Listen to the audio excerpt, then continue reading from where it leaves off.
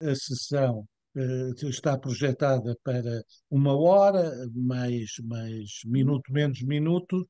Vamos, vamos aqui estar o tempo que for necessário, obviamente, para discutir este relevante assunto. É um assunto, aquilo que cumpre sublinhar é a sua atualidade e estarmos a fazer esta sessão exatamente hoje, neste momento, em que, como vos disse, é um assunto central. É um Vamos António, começar por uma António. intervenção. A ANAM tem uma comissão de alterações legislativas, presidida pelo Presidente da Assembleia Municipal de Barcelos e Vice-Presidente da ANAM, Fernando Santos Pereira, a quem passa a palavra. Muito. Só um bocadinho, para acertarmos aqui o som. Ok. Muito boa noite a todos. Peço desculpa, portanto, aliás, portanto, a prática da minha Assembleia Municipal inicia-se às 21 horas, às 21 horas começa o trabalho, esteja quem esteja na sala, desde que tenha, obviamente, quórum deliberativo, a Assembleia arranca, portanto, e aqui, portanto, também para começarmos isto com esta pontualidade. Agradecia ao deputado Jorge Paulo Oliveira, que é o coordenador do grupo de trabalho que acompanha esta problemática da criação ou das novas freguesias, ou portanto do processo de desagregação, que prontamente se disponibilizou para fazer este webinar, portanto um tema bastante interessante. Queria dizer que temos aqui o presidente da ANAM, o Albino Almeida, que irá fazer, depois de proferir umas palavras de encerramento, e também penso que estará já o António Danado, porque o presidente Jorge Veloso, né, está com um compromisso com umas diligências aí da ANAM, e eu já estou a ver ali o António Danado, portanto, que irá aqui representar a ANAF, portanto, em sede de encerramento. Não há muito para dizer aqui, a ANAM tem uma comissão de acompanhamento dos processos que estão aqui no Parlamento. Esta é uma das matérias que é matéria de estrita competência da Assembleia Municipal. Às vezes esta temática causou, para aqui chegar à Assembleia da República, onde me encontro com o deputado Jorge Oliveira, causou algumas coisas ao nível municipal, porque havia às vezes um pensamento que isto era competência da Câmara Municipal. Não, isto é uma competência que nasce nas freguesias, nas suas assembleias de freguesia, e depois é validada em sede da Assembleia Municipal. E, portanto, aqui uma palavra para os colegas presidentes da Assembleia Municipal, ou membros da Assembleia Municipal que aqui estão presentes, e também para os senhores presidentes de junta que nos acompanham nesta sessão que se pretende de esclarecimento, de ver como está a situação da criação das novas freguesias, de ver como se encontra este processo, não para discutir ou para falar, penso eu, processos em específico, porque o processo está em curso, mas sim para ver o enquadramento e o ponto da situação em que nos encontramos. Hoje estamos aqui.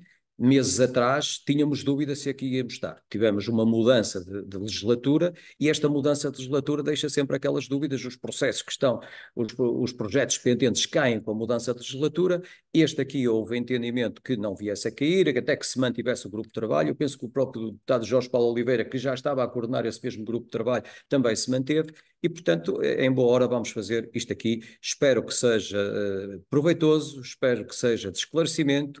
Eu sou de um concelho, como sabem, o meu concelho tinha 89 freguesias, ficou em 61, portanto, como eu costumo dizer, continuamos a ter 89 freguesias, temos apenas 61 juntas e uniões, portanto, mas as 89 continuamos a ter, porque a Cruz na Páscoa de Cristelo não vai a Barqueiros, nem vai a Fornelos, nem a Fonte Boa. Portanto, estas coisas, eu agora citei uma freguesia do concelho de Esposende, e portanto acho que está aí alguém de Esposende. Portanto, estas coisas não se misturam.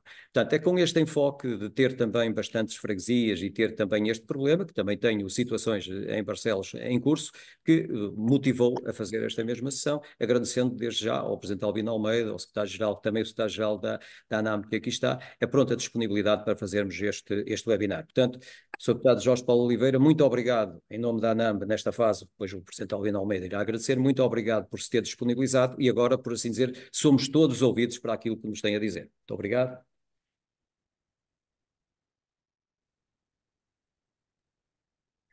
Bom, muito boa tarde a todos. Aqui, onde é que eu ponho isto? Só um bocadinho. Agora sim, temos condições. Eu espero que estejam a ouvir bem. Eu estou a usar o computador, o microfone do computador, e às vezes isto não Muito bem. funciona muito bem. Estamos aqui numa sala número 1 do próprio Parlamento e, portanto, isto também pode fazer um certo eco. E se o som começar a ser recepcionado de forma precária, por favor, avisem-me que eu nessa altura então colocarei o auricular e aí as coisas funcionam melhor.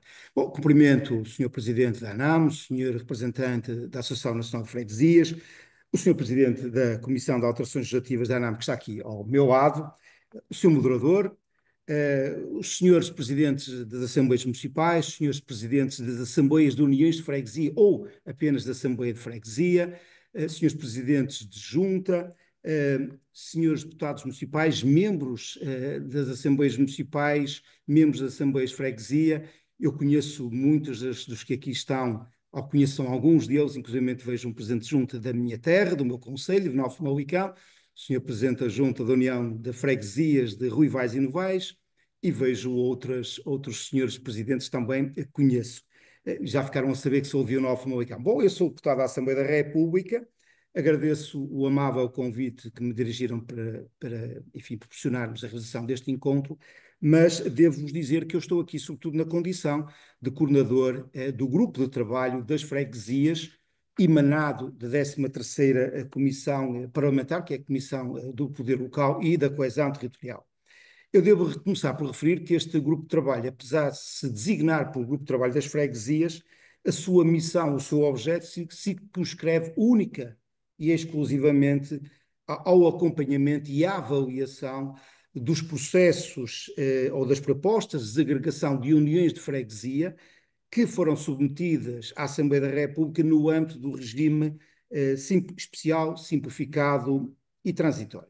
Ora, significa isto que este grupo de trabalho, apesar de se chamar de freguesias, não tem sob a sua alçada matérias como, por exemplo, por vezes é confundido, matérias como elevação de povoações à categoria de vila ou de vila à cidade, alterações de denominação das uniões de freguesia, de alterações de limites territoriais de freguesias, e também não tem, e aqui quero desde já esclarecer, não tem nenhuma competência em matéria de processos ou propostas de desagregação de uniões de freguesias que deram entrada no Parlamento ao abrigo do regime geral. Sim, há um regime especial, simplificado e transitório, mas também há um regime geral. E este grupo de trabalho tem apenas sobre a sua alçada propostas de desagregação, entradas no Parlamento ao abrigo do regime especial, simplificado e transitório. Portanto, é importante sinalizar desde já esta circunstância. Bom, como já aqui foi referido, esta temática tem estado, obviamente, no centro das atenções e no centro das preocupações dos partidos políticos, dos movimentos cidadãos e independentes, enfim, cidadãos individualmente considerados, e esta temática, de facto, obriga-me a que eu vos peça a paciência por um certo registro histórico de tudo aquilo que já foi feito na Assembleia da República, que está a ser feito, o que ainda precisa de ser feito. Porque, na verdade, por vezes fazem-se considerações sobre o trabalho do Parlamento neste domínio, mas desconhecendo os antecedentes deste processo e, portanto, por vezes nem sempre as apreciações são as mais simpáticas, nem são as mais justas, mas compreensíveis, obviamente, em face da ausência de informação. E a primeira nota neste registro histórico que eu queria aqui vos deixar, apesar de algumas das coisas que eu vou dizer já são notícia pública, mas eu queria começar por salientar que, ao abrigo do regime simplificado, especial e transitório, entraram na Assembleia da República, na anterior legislatura, 182 processos. E se esses 182 processos fossem materializados e ocorresse uma desagregação da totalidade das freguesias ou das freguesias, nós estaríamos a falar de um acréscimo de mais 228 juntas de freguesia, ou seja, ao total que atualmente existe de 3.091, passaríamos a ter um total de 3.319 juntas de freguesia. Pois bem, na anterior legislatura, para o respectivo acompanhamento e avaliação de todos estes processos, a 13ª Comissão Parlamentar decidiu constituir um grupo de trabalho criado ou constituído por deputados de todas as forças políticas. Esse grupo de trabalho eu tive a oportunidade de integrar, mas não o coordenava, era coordenador do mesmo, o então deputado Pedro Segonho, que foi presidente de junta e que foi presidente, aliás, da Associação Nacional de Freguesias. Mas, além desse grupo de trabalho constituído por deputados, foi também criada uma comissão de avaliação técnica. Porque, de facto, estes processos têm uma dimensão política, mas também têm uma dimensão técnica. E a dimensão técnica deve ser feita, e está a ser feita neste momento, por técnicos. Ora, essa comissão de avaliação técnica era constituída por quem? Era constituída por uma jurista e por uma economista, nomeadas ou indicadas pelo Senhor Presidente da Assembleia da República, a que se juntou também 2 técnicos da Direção-Geral do Território. Isto para quê? Para fazerem a análise económico-financeira, a análise técnico-jurídica e a análise cartográfica e geográfica. Pois bem, da análise técnica preliminar que foi feita ainda no âmbito da anterior legislatura, e eu quando digo análise preliminar é que estamos a falar praticamente de uma checklist. Ou seja, não era uma análise pormenorizada, fina, de pormenor, de substância, era essencialmente uma checklist. E dessa checklist, que ficou concluída a 20 de outubro de 2023, exatamente há um ano, resultou que dos 182 processos, por diversas razões, 25 foram considerados como não cumprindo os requisitos exigíveis pela 39, 9 deles foram considerados completos e 148 careciam de aperfeiçoamento. Eu devo sinalizar o que é que são processos completos. Criou-se a ideia de que processos completos eram processos que cumpriam todos os requisitos legais e, portanto, estavam em condições do Parlamento os validar do ponto de vista técnico, do ponto de vista político e dar entrada a respectivas iniciativas legislativas. Não, processos completos não têm esse sentido, não têm, nem teve, nem tem. Deve-se entender processos completos aqueles que, por um lado, não apresentavam qualquer circunstância que determinasse a sua rejeição imediata, por exemplo, por manifesto incumprimento do número de eleitores, mas também eram aqueles processos ou aquelas propostas que numa primeira análise vinham acompanhado não só de todos os documentos exigíveis do ponto de vista legal, mas também daqueles documentos que, não sendo exigíveis do ponto de vista legal, são necessários para uma análise mais pormenorizada, mais fina, mais detalhada, maiormente naquilo que são documentos de natureza financeira, de natureza contabilística. Por essa razão é que muitas assembleias municipais, e foram 148 que foram, ou melhor dizendo, houve 148 processos dirigidos às assembleias municipais, não são 140 assembleias municipais, obviamente, porque as assembleias municipais têm vários processos, mas um dos motivos dos convites assentava exatamente nos pedidos de documentação de natureza económico-financeira, ou seja, os relatórios de contas, de gerência, os planos de atividade. Isto para quê? Para depois poderes fazer uma análise mais pormenorizada e mais fiável daquilo que são os relatórios de habilidade económico-financeira que foram anexados às propostas de designação. E esses convites ao aperfeiçoamento, que foi a designação que nós encontramos, tiveram lugar, reparem bem, entre o dia 10 e 15 de novembro de 2023. Eu chamo a atenção desta data por uma razão muito simples. É que no dia 7 de novembro foi declarado ou foi decidido que iria ocorrer uma dissolução do Parlamento. Dia 7 de novembro. Já o país sabia que o Parlamento iria ser dissolvido. Só não sabiam era em que data, quais eram os efeitos práticos dessa data. Significa isto, portanto, que já com o anúncio da dissolução do Parlamento, ainda assim, o grupo de trabalho à época e a respectiva Presidente da Comissão Parlamentar, a deputada Isaura Moraes, deram sequência às notificações, aos convites ao aperfeiçoamento.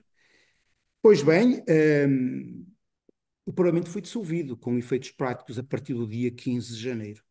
E se é certo que as propostas que deram entrada no Parlamento e as respostas aos convites ao aperfeiçoamento que foram oferecidas não caducaram, a verdade é que a Comissão Parlamentar caducou, o Grupo de Trabalho caducou e a Comissão de Avaliação Técnica também ela cessou as suas funções. E foi preciso E foi preciso esperar por novas eleições. Ora, as novas eleições foram, se bem se recordam, a 26, ou melhor, as eleições, quer dizer, as eleições tiveram lugar e a tomada de posse, que é o mais importante aqui, a tomada de posse da nova legislatura foi no dia 26 de março. Ou seja, o processo teve parado praticamente 3 meses, 3 a 4 meses. E já na presente legislatura, portanto, que se iniciou, como eu referi, a 26 de março, a 13ª Comissão decidiu novamente e por unanimidade, criar um grupo de trabalho para dar continuidade a este trabalho. E esse grupo de trabalho, já agora identifico quem são os deputados que fazem dele parte, tem de todos os partidos políticos com assento parlamentar, ou com assento também na 13ª Comissão, é o Sr. Deputado Alfredo Maia, do PCP, é o Sr. Deputado Carlos Braz, do Partido Socialista, que está também a acompanhar-nos, que eu já o visualizei dentre os participantes deste webinar e cumprimento, a deputada Joana Mortágua, do Bloco de Esquerda, o Sr. Deputado João Pinto de Almeida, do CDS-PP, o deputado Luís Paulo Fernandes, do Chega, a Sra. Deputada Mariana Leitão, da Iniciativa Liberal, a Sra. Deputada Olga Freire, do Partido Social Democrata, e o Sr. Deputado Paulo Moacho, do LIVRE, estes todos eles na condição de efetivos, a que se juntam na condição de suplentes, a Sra. Deputada Dulcineia Catarina Moura, do Partido Social Democrata, e o Sr. Deputado Jorge Botelho, do Partido Socialista. E, portanto, este grupo de trabalho que tinha por missão retomar o trabalho que foi iniciado, mas não concluído na anterior legislatura. Eu queria também sinalizar que, além de ter por objeto único e exclusivamente a análise dos processos ao abrigo do regime especial simplificado e transitório, este grupo de trabalho não tem por objeto a análise de quaisquer petições, moções, recomendações, resoluções ou qualquer outras tomadas de posição política emanada de qualquer força política ou emanada de qualquer órgão executivo ou deliberativo do nível autárquico, e também não tem a competência para efetuar quaisquer diligências ou quaisquer audiências no âmbito deste processo. Estou a dizer isto porquê? Porque este grupo de trabalho recebeu mesmo muitos pedidos de audiência e que foram recusados exatamente porque não está no âmbito do seu objeto. Não é desconsideração para quem nos dirigiu essa solicitação, é porque, de facto, no cumprimento daquilo que é o objeto determinado e que foi aprovado, não estava no âmbito das suas competências. Ora, este grupo de trabalho, que é coordenado por mim, tomou posse no dia 4 de junho, e a primeira reunião foi no dia 12 de junho. Não foi assim há tanto tempo. Não foi assim há tanto tempo. E o que eu queria vos dizer é que nesta primeira reunião, logo na sua primeira reunião, 12 de junho, foram tomadas essencialmente 5 decisões, que são todas elas muito importantes e que marcam o trabalho desenvolvido até ao presente momento. E dentro dessas decisões, a primeira, obviamente, foi reativar a Comissão Técnica de Avaliação, com vista à apreciação e do ponto de vista técnico das propostas. Não só das propostas que deram entrada, mas também das respostas aos convites do aperfeiçoamento, que continuavam até esta data sem qualquer validação, sem qualquer avaliação. Foi preciso pedir ao Sr. Presidente da Assembleia da República que nomeasse os técnicos para o efeito e pedir à Direção-Geral do Território que também ela nomeasse o seu técnico. Esses técnicos foram indicados pelo Sr. Presidente da Assembleia da República e pela Direção-Geral do Território e iniciaram funções no dia 10 de julho. 10 de julho. E gostava também de acrescentar que nenhum destes técnicos, os assessores parlamentares e o assessor indicado pela Direção-Geral do Território não estão em exclusividade deste grupo de trabalho. Ou seja, este grupo de trabalho acumula as funções que já desempenhavam, uns no Parlamento e outros naquela Direção-Geral. Reparem, eu insisto, 10 de julho. 20 dias depois o Parlamento fechou para férias. E nós temos estado a trabalhar com toda a urgência no sentido de concluir este processo. A segunda decisão que tomámos foi de que era importante elaborar uma nota informativa mínima que pudesse ser remetida às Assembleias Municipais no sentido de dar conta daquilo que nesta legislatura estava a ser feito no âmbito do grupo de trabalho. Essa nota informativa foi divulgada junto das Assembleias Municipais, assinada pelo Sr. Presidente da 13ª Comissão, o deputado Bruno Nunes, e a remessa dessas notas informativas terminou ou ficou concluída no dia 27 de junho. Depois, e aqui sim, já matérias mais importantes, porque já têm efeitos práticos, nós identificámos duas dissensões interpretativas. Isto era, havia duas matérias que nos ofereciam dúvidas e que para as quais era necessário e era exigível que o grupo de trabalho dirimisse essa dissensão interpretativa. E quais eram essas dissensões interpretativas?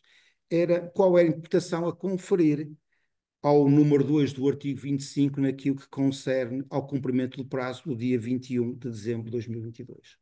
A pergunta era se este prazo, dia 21 de dezembro de 2022, era o prazo para o início, ou para se poder iniciar o processo de desagregação ao nível de uma Assembleia de Freguesia, se era o prazo de conclusão do processo ao nível autárquico e até, eventualmente, se era o prazo limite para a entrada na Assembleia da República, nos serviços da Assembleia da República, das respectivas propostas de desagregação.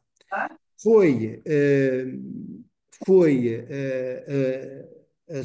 igualmente assumido que esse prazo de 21 de dezembro, depois posso dar, obviamente, pormenores sobre o que conduziu a essas tomadas de decisão, mas o que ficou decidido foi que o prazo de 21 de dezembro é o prazo limite, 21 de dezembro de 2022 é o prazo limite para a decisão dos órgãos autárquicos, neste caso das decisões da Assembleia Municipal, ainda que depois as propostas pudessem chegar em data posterior a 21 de dezembro.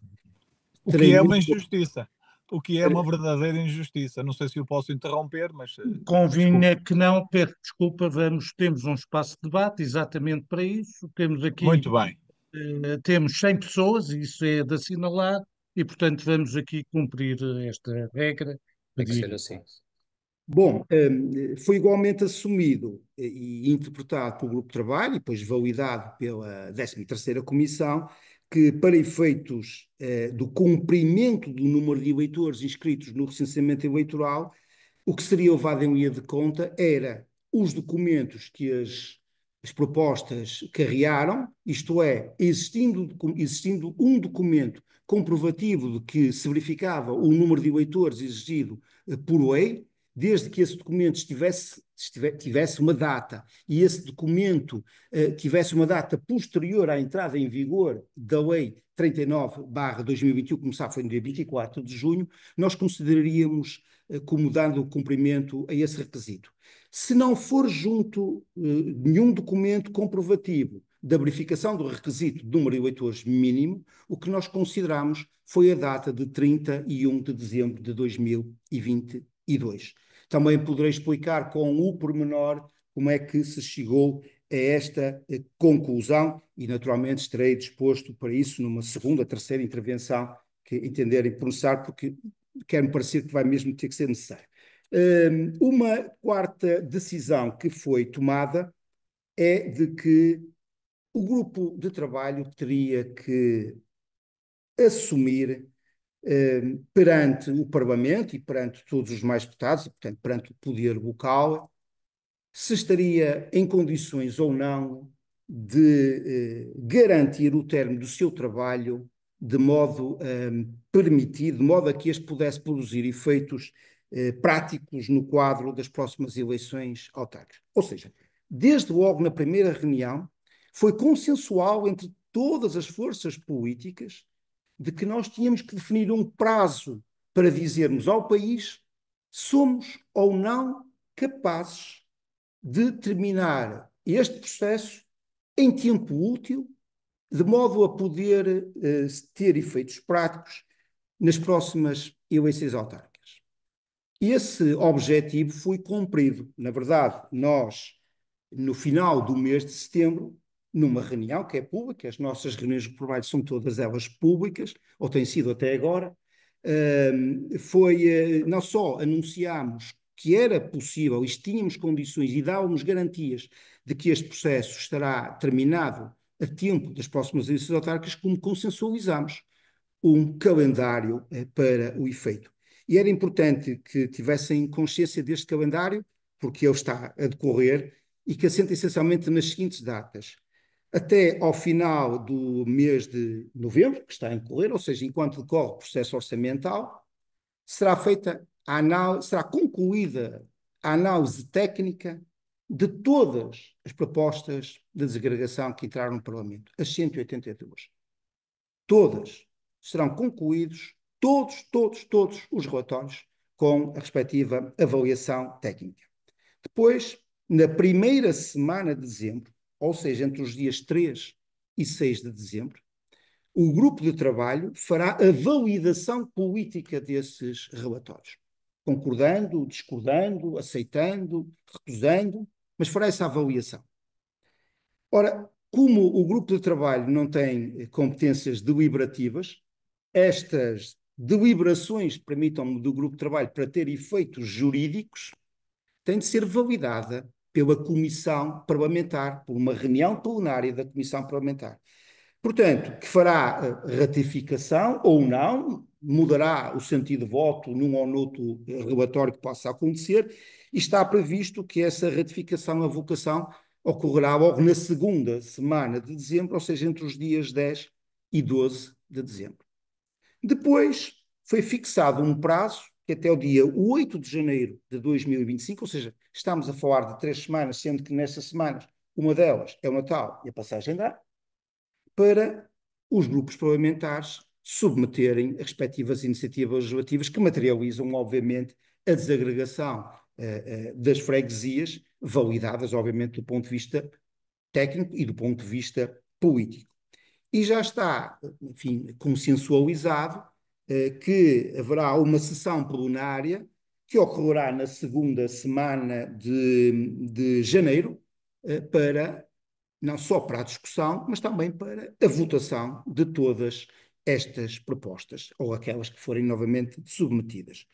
E, portanto, nós não temos qualquer receio de que este calendário vai ser cumprido, não há nenhuma razão para o não cumprir, não há nenhuma razão porque ele é mesmo realista, porque estes prazos levaram em linha de conta aquilo que são preceitos legais, constitucionais e regimentais para a propositura de iniciativas. Foi este calendário foi dado a conhecer na Conferência de Líderes, para aqueles que estão menos familiarizados com estes órgãos. A Conferência de Líderes é um órgão do Parlamento que reúne 15 dias, que é presidido pelo Sr. Presidente da Assembleia da República e que tem o assento de todos os líderes da bancada, bem como dos vice-presidentes, dos secretários, dos vice-secretários da mesa, embora os presidentes e os secretários, vice-secretários não tenham direito a voto, têm direito a participar, mas não têm de voto. E, portanto, este calendário também ele foi dado a conhecer à Conferência de Líderes e não mereceu, devo dizer, qualquer observação negativa. Além disso, a Assembleia da República fez algo que, para nós que estão no grupo de trabalho, foi extremamente vantajoso, que é permitir que durante o processo orçamental, que decorre até o dia 29 de novembro, o grupo de trabalho possa reunir. Ainda hoje mesmo estivemos reunidos. Não sei se sabem, uma das exigências do Parlamento é que durante o processo orçamental as reuniões só são para matérias do orçamento. Pode haver exceções. E neste caso concreto, este ano houve 2 exceções. Uma foi para as reuniões da Comissão de Estatuto e da Transparência de Estatutos Deputados, o que é normal, porque pode haver pedidos por parte dos tribunais, seja para levantamento de imunidades parlamentares, seja para pedidos de autorização para prestação de depoimento por escrito ou prestação de depoimento oral como testemunha em processos judiciais. E há uma segunda exceção, e a segunda exceção foi exatamente o grupo de trabalho das freguesias. Porquê? Porque o Sr. Presidente da Assembleia da República e o Sr. Presidente da República e todos os partidos políticos entenderam que, de facto, esta matéria tem que ter condições para, com celeridade, terminar o seu trabalho. E, portanto, nós temos vindo a reunir durante o processo orçamental exatamente para garantir que estes prazos não vão ser arrastados e vão ser mesmo cumpridos. E eu não tenho a menor dúvida de que eles vão ser cumpridos. Para finalizar, e vou mesmo agora para o quinto ponto, ou para a quinta decisão, nós deliberamos também na primeira reunião que era fundamental o grupo de trabalho elaborar uma minuta daquilo que nós chamamos um anteprojeto de um projeto de lei que pudesse servir de orientação à apresentação de futuras iniciativas legislativas. nós temos estado a trabalhar arduamente neste processo e nesta matéria. E é mais complexa do que aquilo que se possa imaginar quem está fora deste processo. O deputado Carlos Brás conhece bem este domínio, estou-me a dizer ao deputado Carlos Brás, porque está presente e tem trabalhado afincadamente neste dossiê e sabe o quanto é difícil o mesmo. E porquê? Porque nós temos com esta iniciativa que cumprir 3 objetivos em simultâneo. Obviamente que temos que dar cumprimento à lei 39. A lei 39 é uma lei de enquadramento, não é uma lei quadro, mas tem que se dar cumprimento à lei 39. Não apenas à letra da lei, mas também ao espírito da lei. Mas nós temos um terceiro objetivo que estamos a perseguir, e assim é aquele que nos traz maiores dificuldades, é de que nós também temos que encontrar soluções para problemas que nós sabemos que vão existir e que a Lei 39 não dá resposta. E que a Lei 39 não dá resposta. E que problemas são esses? São simples. São em todos aqueles casos em que sabemos que há uma desadequação ou uma desatualização daquilo que foram os inventários e os quadros de pessoal submetidos ao Parlamento e as propostas de divisão e partilha de bens de património e de afetação de recursos humanos. É que muitas propostas têm 2 anos. Elas deram entrada antes do dia 21 ou até o dia 21 de dezembro de 2022. Nós estamos em 2024. As propostas têm 2 anos. É normal que uma viatura tenha sido abatida e tenha sido comprada uma outra. É normal que haja mais funcionários ou menos funcionários, que até tenham mudado de categorias. Possa haver hoje mais um cantoneiro, pode haver mais uma assistente técnica.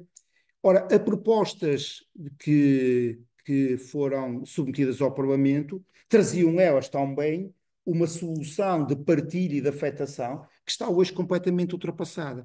E isto pode levantar problemas, porquê?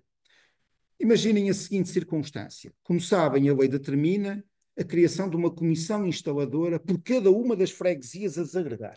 Pois muito bem. Uma união de 3 freguesias. Também podia ser 2, o problema seria o mesmo. Mas uma união de 3 freguesias. Vamos ter 3 comissões instaladoras. Enquanto a proposta de afetação de recursos humanos e a proposta de separação, divisão de bens, se forem os mesmos, o assunto está resolvido. Mas imaginemos que não são os mesmos e a probabilidade de não ser os mesmos, como sabemos, é elevadíssima. Imaginemos que agora que há mais um autocarro, ou mais um dumper, ou mais uma viatura, foram comprados mais não sei quantos computadores, e nada está no inventário atual, mas não estava no inventário que chegou ao Parlamento. E agora imaginemos que ninguém quer ficar com o dumper.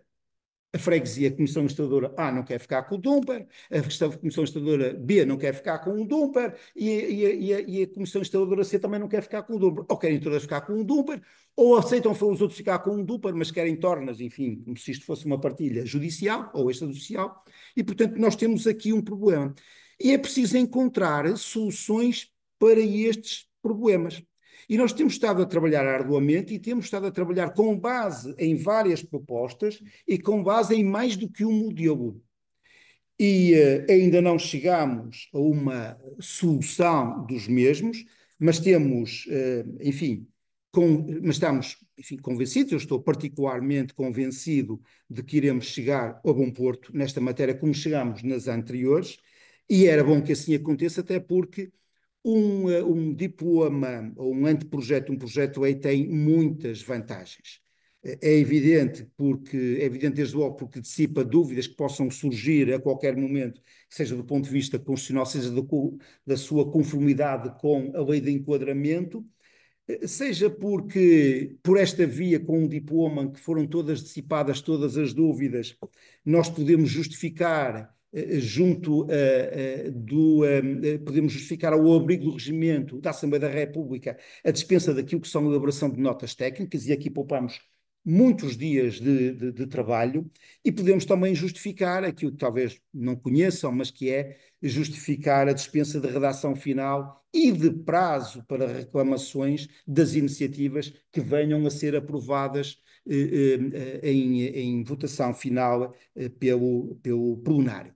E com isto também ganhamos muitos dias. No total, podemos estar a falar em quase 10, 15 dias de poupança de tempo. 10, 15 dias é muito tempo, quanto o tempo urge em finalizar. Para terminar, dizer 3 notas. A primeira era de que o processo de agregação de freguesias vai mesmo ser uma realidade, não tenham a menor dúvida quanto a isso, vai mesmo ser uma realidade, estará concluído a tempo para vigorar nas próximas eleições autárquicas. E a segunda nota que eu vos queria deixar, porque me parece que é mesmo fundamental, é de que todas as forças políticas, eu insisto, todas as forças políticas que têm marcado presença, umas com maior assiduidade, outras com menor assiduidade, também tem a ver com a capacidade de alocar deputados ao grupo de trabalho, obviamente. Os partidos com maior representação têm maior facilidade que os partidos de menor representação, mas queria dizer que todas as forças políticas que têm trabalhado e têm marcado presença nas reuniões do grupo de trabalho sempre se mostraram desde o primeiro momento empenhadas, genuinamente empenhadas em terminar este processo e terminar este processo em tempo útil. Eu devo dizer que eu nunca senti, da parte de nenhuma senhora ou senhor deputado, nem de nenhuma força política, qualquer tentativa de atrasar processo, de adiar processo, de criar entropias ao processo. O que eu tenho notado e tenho sentido e tenho vivenciado é exatamente o contrário. Há um esforço genuíno de simplificação e de concretização deste processo a tempo das próximas eleições. E, portanto, eu estou certo e seguro que chegaremos a bom porto. Obrigado e peço imensa desculpa, que foi uma intervenção mesmo muito demorada, mas eu entendi que estes dados eram essenciais. Muito obrigado, senhor deputado. Não foi assim tão demorado, mas foi de certeza absoluta esclarecedor e deu-nos aqui um ponto de situação histórico relevante.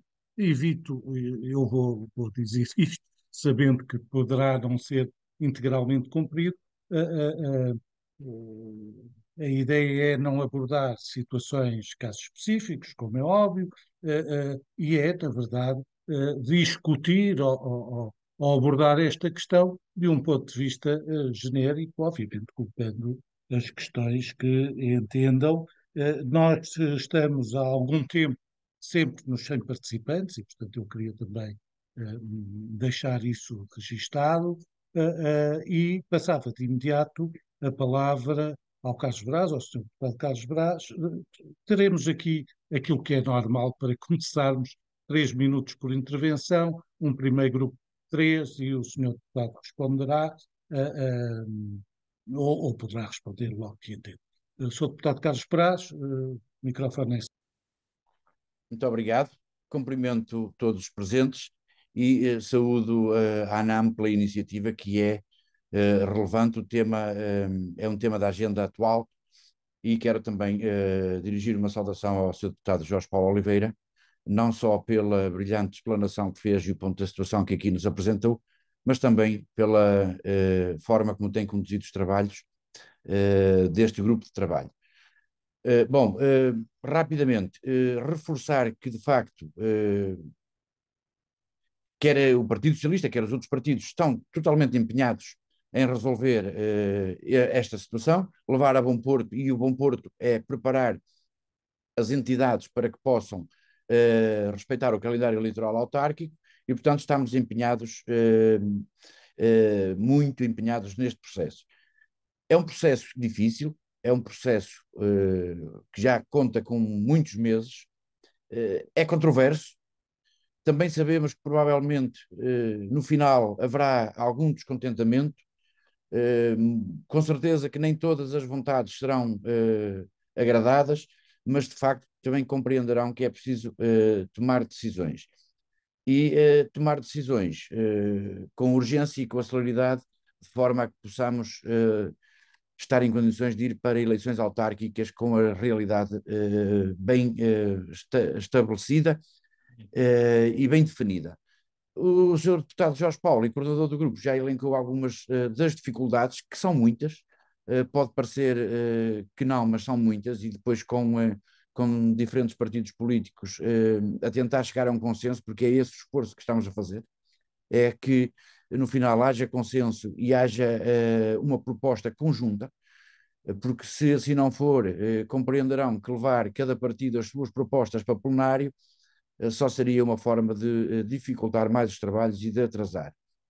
E, portanto, foram elencadas algumas das dificuldades. Outra dificuldade que estamos a tentar superar é a questão da composição das comissões de instalação,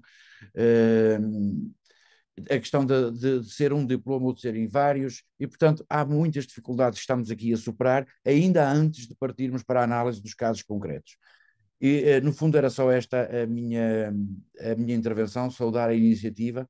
Hoje foi, de facto, um dia dedicado ao poder local, com a audição de manhã da Associação Nacional de Municípios e da Associação Nacional de Freguesias, depois de tarde do grupo de trabalho, e agora, para terminar em beleza, este belíssimo webinar. Parabéns a todos. Bem, muito obrigado, Sr. Deputado. Sexta-feira será então a vez da ANAM. Passava ao Francisco Leite. Sim, sim. Boa tarde. Cumprimentar a todos. O meu nome é Francisco Leite. Estou representante da União de Freguesias Olo e Canadelo, em Amarante. Quero agradecer o facto de haver essa possibilidade de algumas freguesias poderem fazer a separação das mesmas. O mesmo não acontece com a nossa, e não acontece porque tem que haver critérios, obviamente, para fazer este tipo de separação, mas o facto de ter que ter 250 eleitores, compreendo, mas no caso da nossa era impossível pedirmos essa desagregação. E para ter uma ideia, a nossa freguesia do Olo para Canadelo, desde a última casa do Olo para Canadelo, distam 6 quilómetros. Numa junta de freguesia, mais pequenas como as nossas, em que a política de proximidade tem que ser presente, é-nos impossível a nós estar a 6 quilómetros e todos os dias termos que nos deslocar a essa freguesia. Nesta vez em específico, as pessoas são mais complicadas porque estão mais isoladas, e só a minha intervenção era isso, era lamentar o facto de a matemática, às vezes, sobrepor a situações podiam ser mais importantes, como conhecer as pessoas, estar perto delas, e neste momento é impossível para nós, por esta situação de só termos 150 eleitores na freguesia de Canadelo, termos a possibilidade de voltar a ter essa freguesia sozinha. Era só isto. Obrigado. Muito bem, obrigado, Francisco Leite. Nuno Fernandes. Muito boa tarde. Eu vou colocar as minhas questões por escrito, porque talvez seja mais fácil depois o senhor deputado responder, se me permite.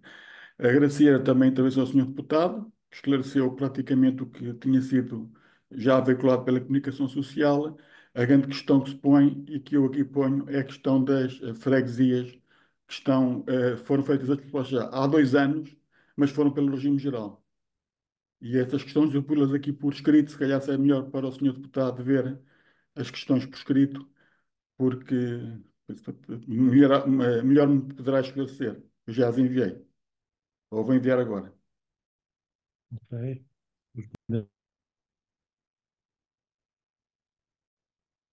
O ler quem Eu trata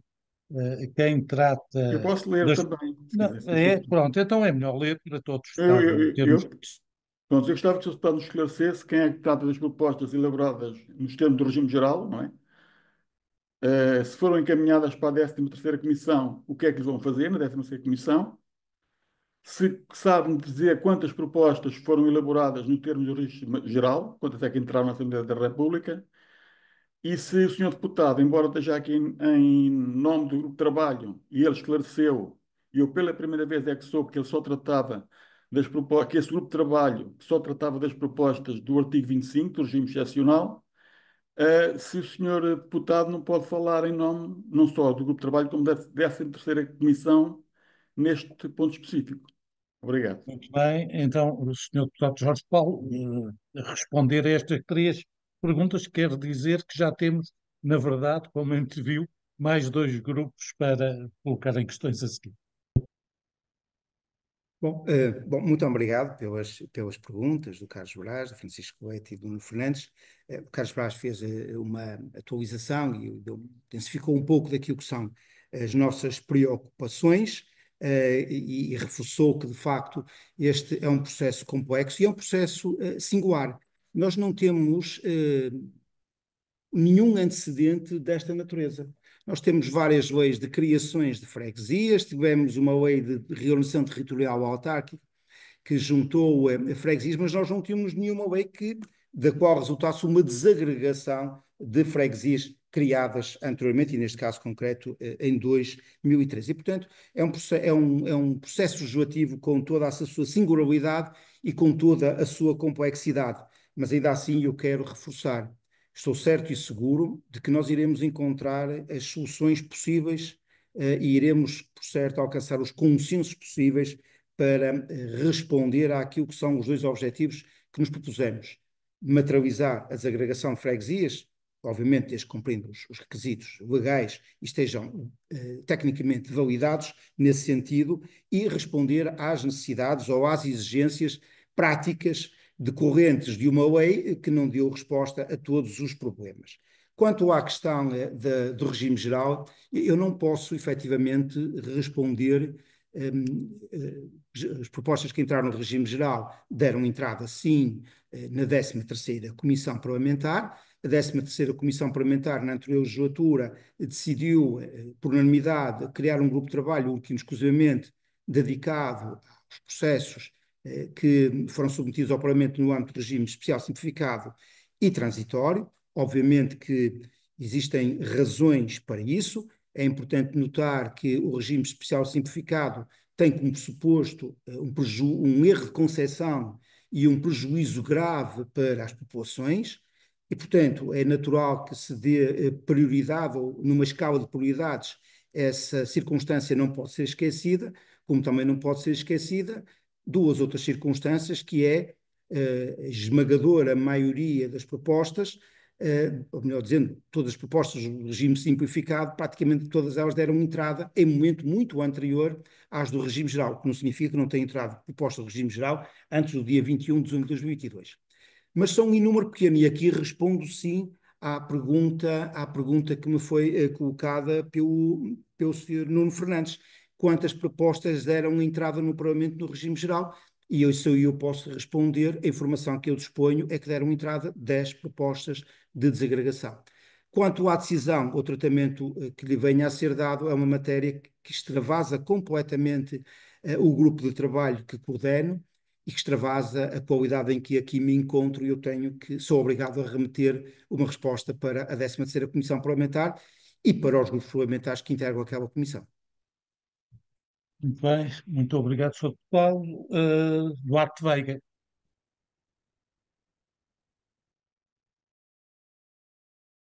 Ora, muito boa tarde a todos. Desde já agradeço a realização deste webinar, muito útil para retirar aqui as dúvidas que possam existir. Um cumprimento especial ao Dr. Jorge Paulo Oliveira, Sr. Deputado e meu conterrâneo. A questão que eu coloco tem a ver com o seguinte: o Sr. Deputado falou, e bem, no procedimento especial, simplificado e transitório, no seu artigo 25, que é isso que estamos aqui a esclarecer, e rapidamente passou para o número 2 do artigo 25, falando na questão da área geográfica e não, do prazo da entrega das propostas. Mas passou à frente o número 1 do artigo 25. E é aqui que eu levanto a questão, que é: se o número 1 do artigo 25 diz que só podem ser desagregadas neste regime se, repito, se é a condição que a lei põe, se fundamentado em erro manifesto e, ou seja, outra condição cumulativa e excepcional que cause prejuízo às populações. O que é que considera a Assembleia da República, neste caso o grupo de trabalho, acerca deste número 1, que pode ser transitoriamente corrigido se fundamentado em erro manifesto e excepcional que cause prejuízo às populações? Eu aqui, a única coisa, e esta é a minha única visão que eu vejo aqui, é um erro manifesto, com a agregação de duas freguesias, a extensão geográfica ficou incomportável de uma junta de freguesia poder gerir. Se existe uma barreira física, geográfica, por exemplo, uma densa montanha que corta as duas comunidades e que torna aqui quase longínqua a relação pessoal entre as comunidades, ou exista uma montanha que separe, mais uma vez, questão geográfica, que separe as duas comunidades. Não se verificando estas condições, são as únicas condições que eu consigo percepcionar aqui, não se verificando isto, qual é este fundamento em erro manifesto e excepcional que possa ser trazido aqui à colação e que possa dar aso a passar depois, e aí sim esta é a minha interpretação, ao número 2 do artigo 25 e dar aí o desenrolar de todo o processo, porque na minha concepção, ou na minha percepção desta lei, tudo começa no artigo 25. Se não é fundamentado em erro manifesto e excepcional, tudo o resto já não se aplica. Esta é a minha percepção desta lei. Lanço aqui esta questão que gostava de ver esclarecida, porque vou acompanhar o processo da minha desagregação de freguesias e vou acompanhar até ao fim, porque parece-me que quando as leis são emanadas da Assembleia da República, deve-se cumprir à letra o que diz a lei, ainda que a gente estude o preâmbulo, e eu tive cuidado de ler o preâmbulo, tentar perceber o enquadramento legal e o que é que o legislador quis atingir, e agora estarmos aqui a criar aqui um embaraço, que parece-me que é um embaraço, e o Dr. Jorge Paulo Oliveira conhece perfeitamente a situação que eu estou a falar, e eu gostava de ver realmente aqui esclarecido. É só, e muito obrigado pela vossa atenção. Obrigado, Duarte Veiga. Eu vou ler uma questão da Cecília, que questões técnicas não pode intervir, mandou aqui a questão que eu lerei. A lei do regime especial refere que o processo teria que ter início até 21 de dezembro de 2022 e refere também que iniciava em Assembleia de Freguesia. Por que motivo, esta é a pergunta, decidem agora que só consideram o dia 21 para os que foram aceites em Assembleia Municipal? Esta é a questão da Cecília. Passo ao José João Correia. Olá, muito boa tarde. Saúdo todos. Muito rapidamente, dado que o tempo é pouco para tantas intervenções, certamente. Duas ou três questões. Eu sou presidente de junta da União de Freguesias de Crespos e Pousada, em Braga. A pergunta que queria colocar é basicamente repetida em relação a esta última. De facto, o nosso processo iniciou, todavia, a Assembleia Municipal de Braga reuniu numa data posterior a 21 de dezembro de 22. Portanto, se houve aqui um lapso, é algo que não pode ser, digamos, impactado na Assembleia de Freguesia, mas sim na Assembleia Municipal. Portanto, é algo que não correu bem e gostava de perceber se há aqui alguma possibilidade disto ter sido levado em conta. Segunda questão. Quando se fala em condições, a lei foi aprovada, sim senhora, a lei 39, quanto a mim, quanto a nós, é uma lei realmente que não acolhe as necessidades e os interesses das populações, e vejamos que quando se fala que as leis impõem condições, temos que os cumprir. Curiosamente, em 2013 não houve condições algumas e as freguesias foram agregadas. A questão que coloco é esta: uma freguesia com 500 eleitores em 2013, hoje foi agregada, obviamente, hoje essa mesma freguesia, para desagregar, é-lhe exigida uma condição de 750 eleitores. Pergunto eu, onde é que vamos arranjar 250 eleitores? Quer dizer, não faz sentido. Não estamos a ter o mesmo tratamento a quando da lei da agregação. Por último, isto para não ser fastidioso, deixem-me também comentar, de facto, esta lei 39 foi elaborada, mas efetivamente trata as freguesias como umas de primeira, outras de segunda, e populações de primeira, outras de segunda. Nós somos dos países na Europa que mais leis são alteradas, e aqui a sugestão, obviamente, é um pouquinho esta: porque não também repensarem a alteração desta mesma lei, para assim responderem a todos os critérios. Termino. Eu sei que está tudo a atuar em cima do joelho, as datas e os dias correm. Só mesmo uma sugestão, e perdoem-me dizê-lo: para resolver tudo isto, aceitem a desagregação de todos os pedidos, porque a situação decorrerá muito mais rapidamente. Muito obrigado. Muito bem, muito obrigado. Nós, deputado Jorge. Bom, agradeço as perguntas do Presidente e amigo Duarte Veiga, da Cecília, que foram colocadas por escrito, e agora da intervenção do José João Correia. Bom, erro de concessão e prejuízo grave das freguesias, artigo 25, número 1. Nós estamos num domínio de alguma subjetividade, devo chamar a atenção. Porque o prejuízo grave, por exemplo, que aqui se fala, não é necessariamente um prejuízo material, financeiro. Pode ser um prejuízo de outra natureza, pode ser imaterial, pode ser por perda de identidade. Eu não estou a dizer que concordo ou discordo, estou a dizer que é esse o entendimento que tem vindo a ser adotado.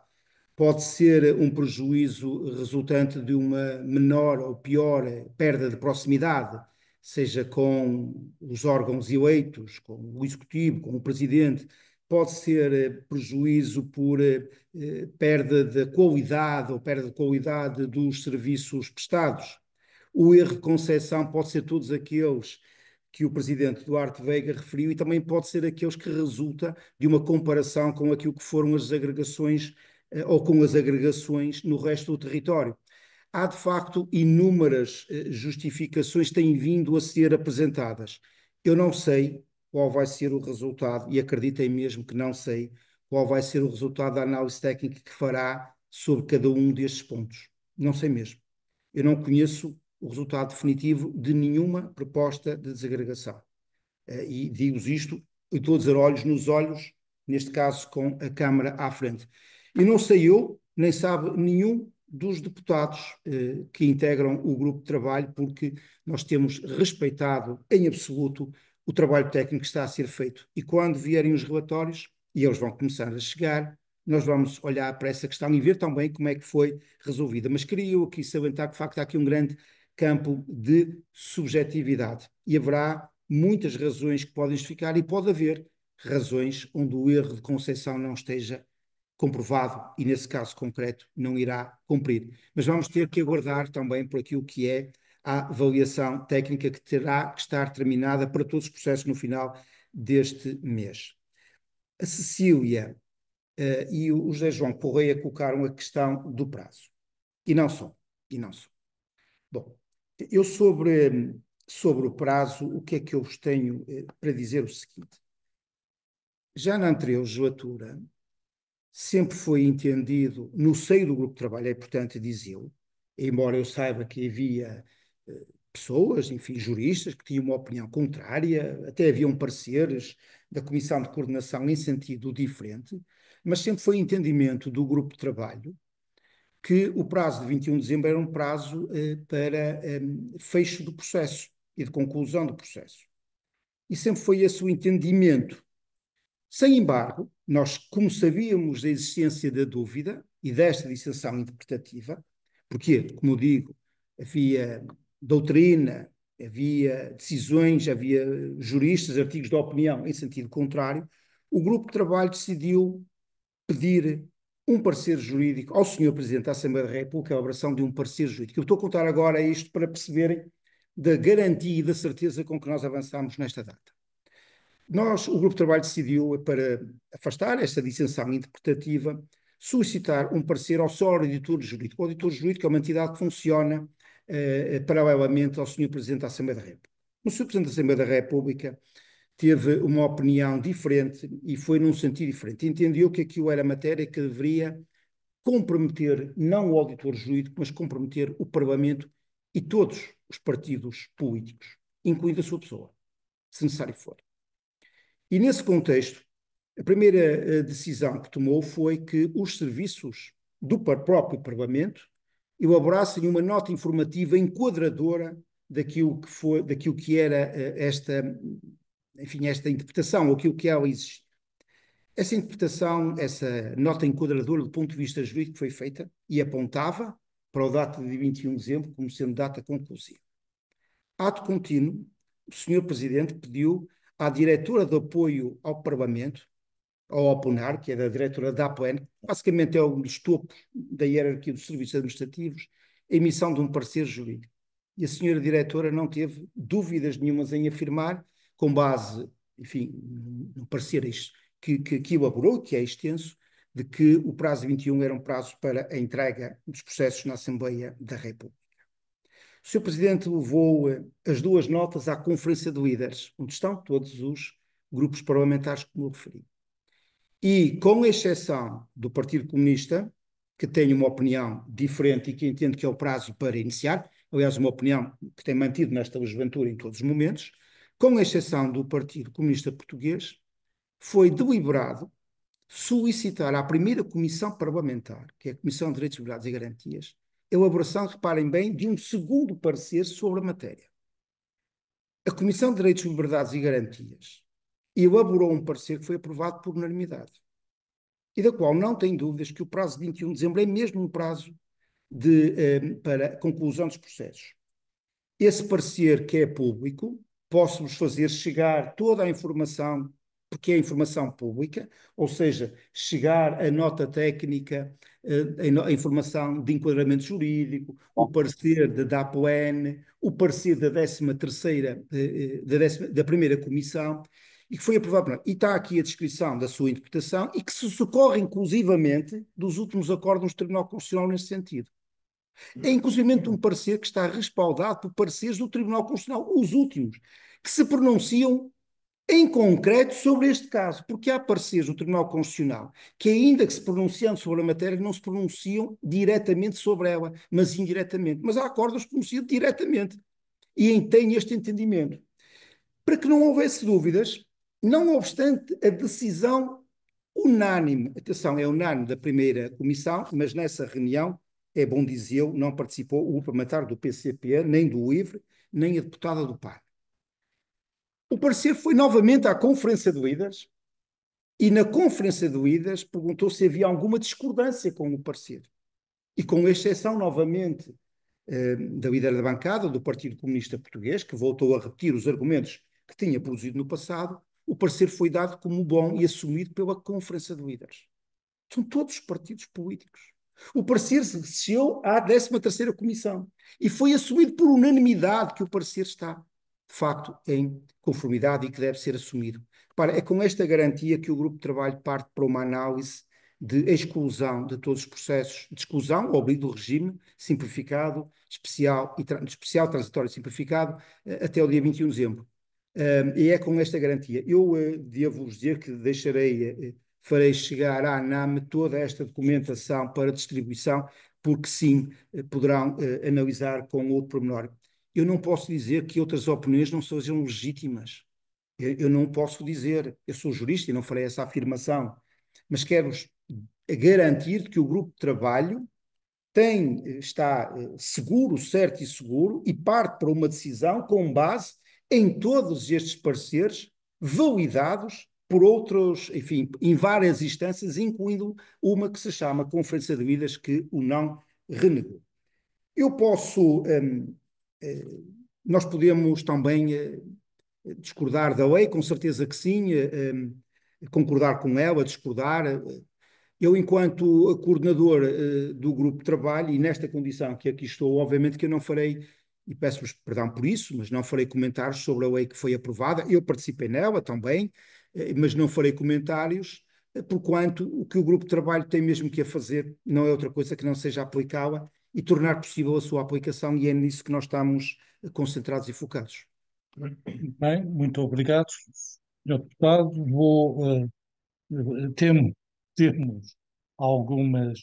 Temos ainda algumas inscrições. Pedi a contenção possível, como é óbvio também, a Cássio Sousa. Muito boa noite, Cássio Sousa, da Assembleia Municipal de Leiria. Eram duas pequenas questões muito breves, uma está praticamente respondida, porque tinha a ver com os processos ao abrigo do regime geral. Já percebi, agora ficou bem claro, que este grupo de trabalho não trata desses processos, o que não deixa... havia, em termos de entendimento muito geral, se calhar muito simplista, realmente o grupo de trabalho trabalharia não só as agregações, como as criações de freguesia. e vai criar aqui, de facto, alguma desilusão em alguns promotores de criação de freguesias, porque queriam perceber os timings em função das próximas eleições autárquicas. Já percebi que não é com o grupo de trabalho, o deputado Jorge Oliveira já explicou, será com a 13ª Comissão Parlamentar. Enfim, não, se calhar não é a situação mais agradável para os promotores dos processos óbvio do regime geral. Outra questão muito breve que lhe queria para o Sr. Deputado era o outro projeto que falou que tem em vista a desatualização de inventários, sobretudo no que toca ao património e recursos humanos, portanto, a partir do património e recursos humanos. Há algum prazo previsto para a aprovação deste diploma legal? Porque ele será, de facto, um instrumento-chave para as comissões instaladoras. Bem, muito obrigado a Cássio Sousa. Pedro Braga, na expectativa que muitas perguntas tenham, entretanto, sido respondidas. Muito boa tarde, não sei se é audível a intervenção. Bom, É antes de mais audível? agradecer, muito obrigado. Antes de mais agradecer a realização deste fórum e deste webinar, porque de facto permite-nos aqui também colocar algumas questões a quem está, digamos assim, com as mãos na massa, não é?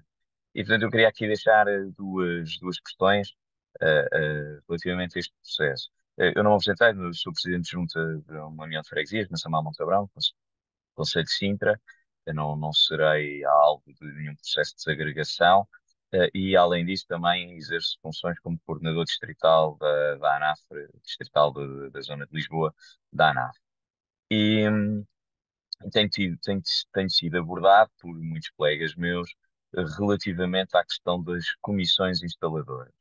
Ou seja, no documento que está em vigor, a Lei 39, fala, no fundo, que as comissões instaladoras têm a sua vigência 6 meses antes da data da marcação das eleições e, e define quem é que a compõe, mas depois fica ali um bocadinho, pelo menos é esse o sentimento que os meus colegas que têm acompanhado estes processos mais de perto, que vão sofrer, digamos assim, estes processos de agregação, fica ali a dúvida sobre quais é que são efetivamente os poderes desta comissão e como é que o Executivo, que está em plenitude de funções da União, vai aqui exercer o seu mandato até ao fim. Portanto, gostaria de deixar aqui esta questão para clarificar um bocadinho melhor aquilo que é o papel das comissões. E a última questão, penso que não tenha, pelo menos não fiquei com essa, não ficou claro, provavelmente foi aqui alguma interpretação da minha parte.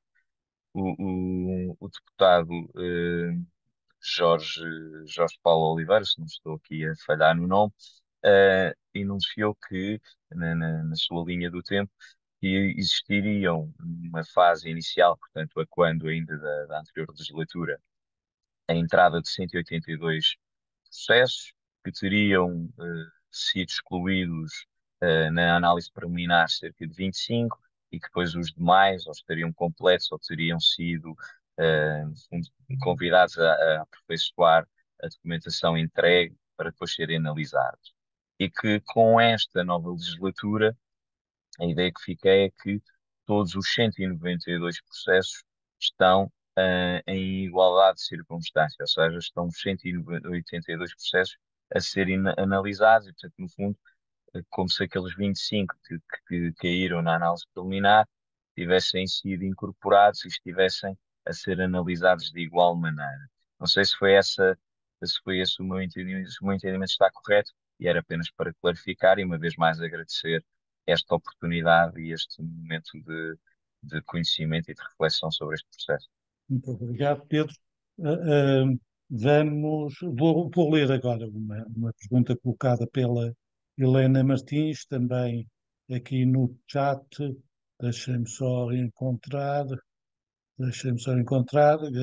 Dos processos com as datas da Assembleia Municipal posterior ao dia 21, não há mesmo hipóteses de análise. As respectivas Assembleias Municipais já foram notificadas, pergunta a Helena, que antes dizia que gostava de ter esclarecimentos sobre o porquê da data de 21 de dezembro em Assembleia Municipal. mais quantos processos entraram para análise com esta pequena abertura. Eu vou se calhar aqui pedir à Raquel Pereira que tenha intervenção. É a última, é a última primeira, é a última primeira pergunta. Depois temos aqui duas pessoas que querem voltar a intervir. Vamos ver. Raquel. Olá, boa noite. Eu sou presidente junta do União de Freguesias de Panhalonga e Passos de Gaiolo, no Conselho de Marca Canaveses, que também tem um processo de desagregação. Eu gostava de colocar algumas questões. A Lei 25, logo no primeiro artigo, o que diz é que haverá lugar à desagregação no caso de haver a manifestação por erro de agregação ou então que cause prejuízo para as populações. Essa é uma das questões que eu queria colocar, porque havendo vontade da população, mas não sendo viável a desagregação, ou seja, uma das freguesias ficando prejudicada, se irão ter isso em conta ou não. Depois queria colocar também outra questão que vocês falam, ou melhor, a lei diz que tem que ter um número de eleitorado de 750 eleitores no mínimo. Estamos a falar há 2 anos atrás. Por exemplo, neste caso, a freguesia, uma das freguesias já não cumpre com esse número de eleitorado, se isso também vai ser levado em conta, ou se vão se basear só à data do pedido da desagregação. A divisão também do património, e aqui eu vou falar mais pessoalmente enquanto presidente de junta e candidata às novas eleições. Acho que o prazo não foi o mais correto, a meu ver, porque um processo de desagregação, se concretizar de janeiro até setembro, isto para quem se candidata, neste caso depois a uma das freguesias, vai ser muito mau na divisão do património. Vai ser mau na divisão do património e no meu caso específico, nós herdamos com a agregação dívidas da freguesia que foi agregada e agora se houver desagregação teremos que dar património que foi adquirido com a junção das freguesias. Politicamente não será fácil de gerir essa situação. Outra questão que eu gostaria de colocar foi que foi solicitado também à Assembleia Municipal e à Junta de Freguesia, salvo erro, em outubro ou novembro do ano passado, um pedido de esclarecimentos adicionais sobre a autossustentação da freguesia, que pretende desagregar se teria poder para se autossustentar. Queria saber também se isso vai ser levado em conta ou se o que vai prevalecer, que é aquilo que a ideia pelo menos que eu tenho e que tenho visto pelas notícias, se é existindo o número de eleitorado, o prazo ter sido cumprido da entrega, se vocês vão esquecer todo o resto que está e vão de facto desagregar as freguesias ou se vão ter em conta alguns pormenores bastante importantes que pode levar às desagregações das próprias freguesias. Obrigada. Bem, são por maiores às vezes. Eu vou conceder a palavra ao Nuno Fernandes para muito brevemente, ter uma segunda Eu intervenção. agradeço a oportunidade e vou ser muito sincero e muito simples. A minha formação não é política. E aproveitando as palavras do senhor deputado que disse que temos que ter o espírito da lei e falando olhos nos olhos, eu sou deputado, Vai colocar alguma questão, Nuno que a questão é Fernandes? o seguinte: Muito bem, muito obrigado. se ele não pode tirar o chapéu de presidente do grupo de trabalho e pôr o chapéu de membro da 13ª Já Comissão. disse que não, o senhor deputado já disse que não, enfim, e na verdade aqui é um debate político, portanto, todos aqueles que aqui Então, estão a debater uma questão. eu Muito bem, perguntava muito bem, então rapidamente. se pessoalmente podia dar um conselho aos proponentes que fizeram a proposta do regime geral, que conselho é que lhes daria para que Eu as propostas fossem diria, feitas? Nuno Fernandes, Está bem? estamos a falar aqui, é o título, penso, do webinar, desagregação das freguesias. Esse é o tópico. Terá certamente oportunidade de Peço colocar essa desculpa, mas questão. a criação é por desagregação. Peço desculpa, não quis ser Muito mal bem. educado, mas a criação é por Não, desagregação não e será nós, mal peço educado. desculpa, mas Obrigado, sou então. deputado, Muito bem. fica com a Sou consciência deputado. tranquila. Eu vou Muito fazer bem. pergunta por escrito. Obrigado. Faça como entender. Sou deputado, esta é uma intervenção final, como imagina. Muito bem, muito Antes obrigado. de passarmos ao encerramento, Antes de passar ao encerramento e antes de dar aqui as explicações e as respostas às perguntas que me foram colocadas, de facto, eu sinto que é meu dever não despir o fato de coordenador do grupo de trabalho. Foi nessa condição que aceitei. E também é a única condição que me permite ter o respeito e a autoridade junto dos meus colegas deputados do grupo de trabalho. Se o coordenador do grupo de trabalho, que está cá nessa condição, enfim, expressasse aquilo que são as suas opiniões, a do seu partido político, estou certo e seguro que os colegas deputados, todas as forças políticas, me censurariam pelo meu comportamento e eu, se estivesse no lugar deles, assim o faria. E eu tenho procurado, como coordenador do grupo de trabalho, manter um grupo unido, no sentido de estarmos focados naquilo que é o objetivo essencial e ter o seu respeito pelos trabalhos e pela forma como eu os dirijo. E isso só é possível se eu mantiver esta equidistância. É condição essencial para ter esse respeito, essa legitimidade e essa autoridade, eu manter esta equidistância. Eu peço desculpa por não despir o fato, mas eu não o poderia fazer de outra forma. Quanto às perguntas que me colocam, o Cássio Sousa coloca uma questão que é interessante, elas são todas interessantes e todas importantes. Eu queria dizer, o modelo que nós estamos a trabalhar, ou a proposta, o anteprojeto que nós estamos a tentar fazer, é exatamente aquele que permite resolver todos os problemas que a desagregação, que além da que a desagregação vai acarretar. Porque nos perguntou como é que vai ser do património. Bom, é evidente que a Lei 39 já dá orientações sobre a questão da divisão do património, mas não dá resposta àquele património que não consta no inventário que está na proposta de desagregação ou os recursos humanos que constam da proposta de desagregação. Ora, a lei que nós estamos a fazer, ou o anteprojeto que nós estamos a fazer, é uma lei que permite fazer a desagregação de cada uma das freguesias e, simultaneamente, legislar de forma inovadora quanto aos problemas que possam surgir em cada uma delas. Ou seja, nós não estamos a fazer uma lei, Sra. Cássio Sousa, no sentido que desagrega e daqui a uma semana, ou daqui a 15 dias, ou daqui a um mês, ou daqui a 2, ou daqui a 3, vamos fazer nova legislação para resolver os problemas. Nós estamos a procurar antecipá-los todos e fazer uma lei que vá para além da materialização prática da desagregação, procure também legislar sobre dificuldades que nós sabemos de antemão que vão acontecer, nomeadamente naquilo que é a partilha do património e a afetação dos recursos humanos. O que nós estamos aqui a tentar fazer é apenas uma lei, ou apenas um conjunto de leis, mas em simultâneo, que desagregue e resolva problemas práticos que surgirão na sequência da desagregação. Pedro Brás colocou-nos a questão da questão das comissões instaladoras. Bom, a comissão instaladora, é claro, o objetivo e aquilo que, quais são as suas competências. A lei é muito clara, a lei número 17 diz que compete à comissão instaladora preparar a realização das eleições para os órgãos autárquicos e executar todos os atos preparatórios necessários ao funcionamento da inventariação dos bens móveis e imóveis, necessidades, entre obrigações e de origem a transferir para a freguesia resultantes do processo de criação de freguesias. O que é que isto significa? Significa que, olhando para o espírito da lei e para a letra da lei, compete à comissão instaladora dividir o património da união de freguesias por cada uma das freguesias a agregar.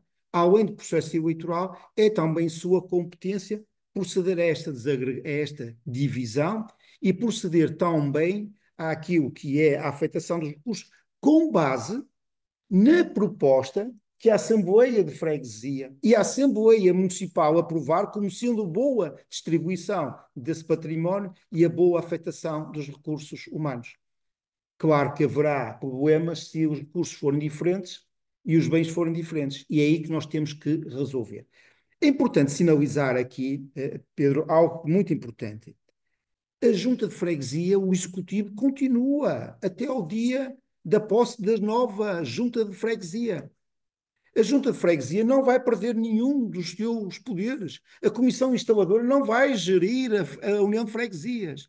Quem vai continuar a gerir a União de Freguesias é o atual Executivo.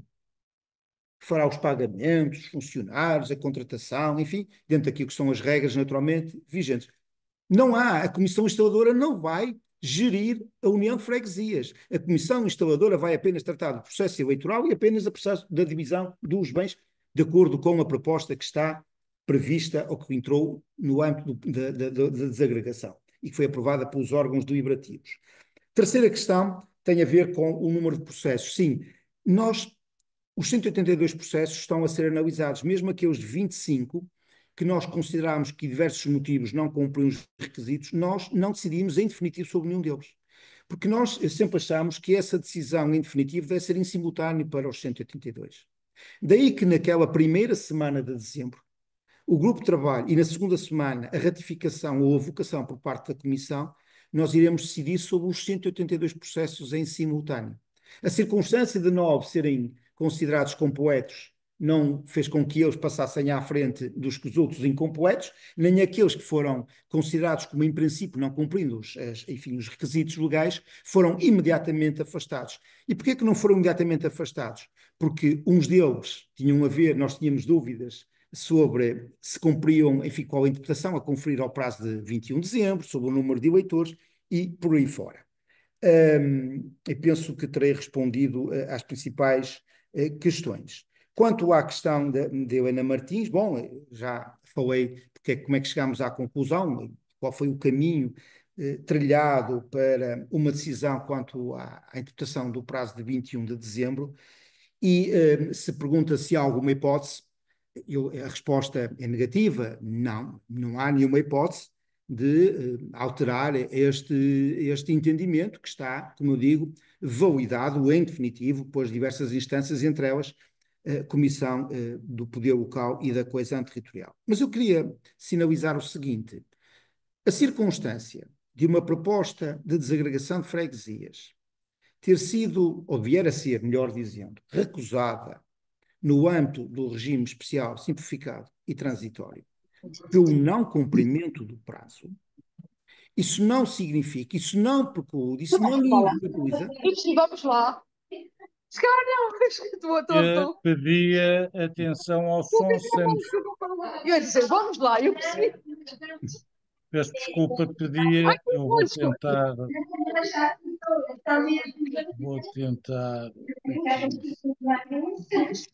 Olha, eu já desliguei tudo. Não desligou. É importante, tinha para dizer. Mas bom, estava eu a dizer que isto é muito importante. Isto não inviabiliza que essas propostas possam, com as devidas ajustamentos e adaptações, possam ser novamente submetidos ao Parlamento no âmbito do regime geral. Obviamente, desde cumprida a tramitação, que também se lhe exige, e cumpridos os novos requisitos. A Raquel Pereira colocou questões sobre a desagregação parciais. Os requisitos da desagregação no âmbito do regime simplificado, especial simplificado e transitório são cumulativos. Não basta apenas dizer que causou prejuízo grave, não basta apenas dizer que há erro de concessão, não basta apenas ter um número de eleitores e, portanto, é preciso que em cada uma das freguesias tenha o número de eleitores, tenha também os demais requisitos, nomeadamente da prestação de serviços. Ou seja, e também, e é aqui que eu queria chegar, obviamente tem que ter viabilidade económica ou financeira. Quando o Parlamento solicitou, e quando a lei exigiu, e o Parlamento solicitou que as propostas viessem acompanhadas dos relatórios de viabilidade económica ou financeira prospectivos em termos daquilo que é a lei das finanças locais, esse é um documento que está a consumir muito tempo de análise e está a ser observado. Se chegar-se à conclusão que, apesar de cumprir todos os outros requisitos, aquela união ou aquela freguesia individualmente considerada não tem viabilidade económica ou financeira e, por essa razão, não havendo a possibilidade de uma se desagregar, a outra também não se pode desagregar, porque no regime simplificado, ou, permitam uma expressão, ou desagregam todas ou não desagrega ninguém, naturalmente que esse processo não irá continuar. Eu devo, só por uma questão técnica, para aqueles que gostam mais destas matérias, na análise económica, da viabilidade económica ou financeira, nós estamos, os técnicos estão a levar em linha de conta. Eu não sou capaz de fazer essas análises, como devem imaginar.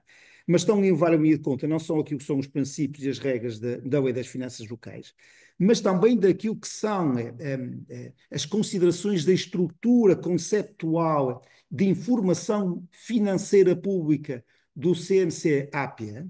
Está a ser feita uma análise tendo por base o princípio de autonomia financeira das freguesias, previsto na Lei das Finanças Locais. Está a ser observado ou não o princípio da estabilidade orçamental e ainda o princípio pressuposto da continuidade da atividade, também ele, nos âmbitos do CNC-APA. Eu não sei explicar nada destas matérias que acabei-vos de referir, porque de facto não tenho nenhum domínio nesta matéria contabilística e financeira. Mas só para dizer que de facto há um conjunto de orientações e de princípios que estão a ser analisados à luz destes artigos da Lei das Finanças Locais, mas também das normas enquadradoras daquilo que é o CNC-APA para verificar ou não da sua viabilidade económica ou financeira. Quanto ao número de eleitores, é uma matéria interessante, porque essa foi de facto uma matéria que nos suscitou dúvidas. A nossa dúvida era esta: qual é o momento em que nós vamos verificar o número de eleitores?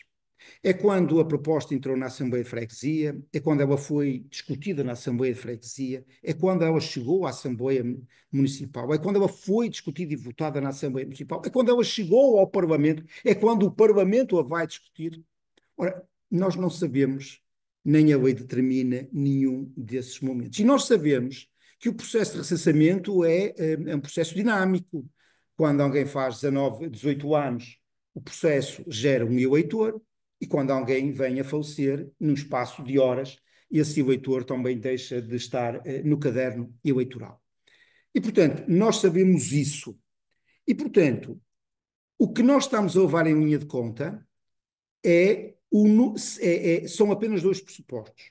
Se o processo vier acompanhado de um documento, e o documento, devo dizer aqui com toda a abertura, pode ser um simples print screen ou uma impressão retirada daquele sistema que agora não me recordo o nome, que é SIGRE, se a memória não me atraiçoa, que é o sistema de recenseamento a que as juntas de freguesia têm acesso. Basta um print screen ou uma impressão, desde que datada, e desde que ele seja em data posterior à entrada em vigor da lei, ou seja, desde que seja posterior a 24 de junho de 2021, nós aceitamos como boa a verificação desse requisito.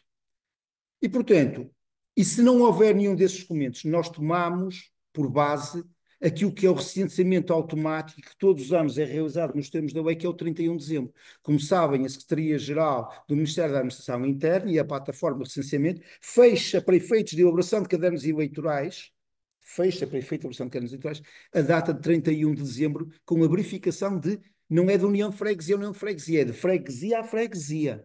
Não é da União, é de freguesia a freguesia. E, portanto, não havendo dados comprovativos na primeira circunstância, nós estamos a levar em linha de conta o número de eleitores que tinham no sistema à data de 31 de dezembro. E, portanto, a Raquel pergunta, então e se ele agora não tiver 1.000 eleitores? Pois, nós só estamos a verificar o número de eleitores que estão na proposta e só estamos a verificar o número de eleitores que, não estando documentados na proposta, estejam validados pelo sistema informático da Secretaria-Geral do Ministério da Administração Interna, que é o fecho de 31 de dezembro. E nós temos connosco, freguesia a freguesia, exatamente as listagens que foram nos remetidas pela Secretaria-Geral com base no dia 31 de dezembro, e sabemos o número de eleitores. E obviamente que se o número de eleitores for inferior aos 250 ou aos 750 e na prova documental não for junta, na instrução de processo não for junto nenhum documento que prove que esse número está errado porque eles tinham, bom, é evidente que o processo será indeferido por essa natureza. Levantou a questão das dívidas e levantou a questão das dívidas. Pois, essa é uma das funções, como sempre dissemos, é fácil agregar, é difícil desagregar, é um processo complexo, como referiu o meu colega deputado Carlos Braz, é um processo mesmo muito complexo. Isto é quase, perdão a expressão, e o termo de comparação, que é quase como os casamentos. É fácil casar duas pessoas, mas quando se trata do divórcio e a separação de bens é muito complicada. Aquilo que é os bens próprios, aquilo que foi a venda de bens próprios para adquirir bens comuns, é tudo muito complicado. Mas o que é suposto, e era isto, Raquel, que eu lhe queria dizer, o que é suposto é que com a proposta que veio ao Parlamento tenha sido feita já uma solução de separação de património. Dirá assim: pois bem, mas a minha freguesia herdou uma dívida de 10, de 15, 30 ou 50 mil. Essa dívida está saldada e agora, quando formos dividir o património, vamos dividir o património sem levar em linha de conta essa dívida. E eu respondo: se essa dívida não foi levada em linha de conta na proposta de separação que chegou ao Parlamento, o Parlamento obviamente não tem como intervir nessa matéria. Não tem mesmo, porque nós temos que dar por boa aquelas propostas de separação. Por isso é que elas foram validadas pelo órgão deliberativo máximo da freguesia, que é a Assembleia, e o órgão deliberativo máximo do município, que é a Assembleia Municipal. Dir-me-á, não foi por unanimidade. Pois, mas aqui já são mesmo as regras democráticas a funcionar. Eu penso que terei dado resposta, enfim, mínima a todas as perguntas que me foram colocadas. Agradeço uma vez mais esta oportunidade, o convite, e peço desculpa por qualquer resposta insuficiente e, sobretudo, pelas não respostas às perguntas que me foram formuladas, mas que eu me escusei a prestar pelos motivos que invoquei. Muito obrigado. Obrigado. Posso falar agora? Vamos. Muito obrigado a todos. Portanto, para passar ao encerramento, não posso deixar de agradecer a forma exemplar com que o deputado Jorge Paulo Oliveira aqui esteve nesta conferência, como presidente do grupo de trabalho. Aliás, foi esse o convite que lhe endereçamos, foi com essa veste que pedimos para aqui vir. Este grupo de trabalho que está num processo que é um processo complexo, um processo que exige muito trabalho. Saúdo também aqui o deputado Carlos Brás, que nos acompanhou, portanto, porque eu já tive uma vida por esta casa, portanto, estamos aqui na sala da primeira comissão. O deputado Jorge Paulo Oliveira não andava por aqui, já foi a sala dos deputados de Aveiro, dos deputados do Porto, hoje é a sala das comissões, no tempo em que as comissões não eram transmitidas no canal Parlamento, portanto houve uma grande evolução no sentido da proximidade das pessoas, a política de proximidade que é muito defendida pelos autarcas, pelas câmaras municipais, assembleias municipais e presidentes de junta que aqui temos. E, portanto, saudar o deputado Jorge Paulo Oliveira, desejar que continue com este afinco, com esta determinação, quer ele próprio, quer o grupo de trabalho, porque estas coisas para derraparem no tempo é com enorme facilidade, e vimos aqui o compromisso que está aqui assumido, que na segunda semana de janeiro, provavelmente ser essa a data que a situação poderá ser mesmo aprovada em plenário. Portanto, é essa a meta. Vamos ver se corre dessa forma e desejamos que as coisas corram assim. Portanto, a ANAM veio aqui, veio ao Parlamento, que é a casa da democracia, em termos nacionais. Nós que nas assembleias municipais temos a casa da democracia local, em que temos os eleitos diretamente, em que temos os senhores presidentes de junta. Aliás, não for a Assembleia Municipal, não havia nenhum órgão no município em que os presidentes de junta tivessem assento, nenhum órgão eleito democraticamente, é nas Assembleias Municipais que eles estão e que têm esse mesmo assento. Portanto, aqui a saudação aos colegas, quer presidentes da Assembleia Municipal que estão a assistir, aos colegas deputados municipais, aos colegas que estão também nas juntas de freguesia, desejar que, na medida do possível, cada um consiga satisfazer os seus anseios. Eu, em Barcelos, que tenho 123 deputados municipais, se as coisas talvez correrem como eu penso, devemos passar para 65 juntas, o que vai dar a Assembleia Municipal com 131, portanto, nada que não estejamos habituados, já tivemos 179, portanto, vamos com isto, não é por aí que as coisas estarão mal. Mas, portanto, para terminar, nós temos aqui o nosso colega, o António Danado, da ANAF, eu iria passar a palavra ao António Danado para depois ser o Presidente Albino Almeida a encerrar. António Danado, faz favor. Muito obrigado. Em nome da ANAF, agradecemos desde já o convite que nos foi endereçado por estar aqui presente. Peço desculpa em nome Está o microfone desligado. Eu tenho o microfone ligado. Está ligado. Fala agora. Estão-me a ouvir? Estamos a ouvir. Pronto. Para já pedir desculpa em nome do presidente da ANAF, Jorge Veloso, que de facto por compromissos em simultâneo não pode estar presente e que me pediu para estar aqui em sua representação.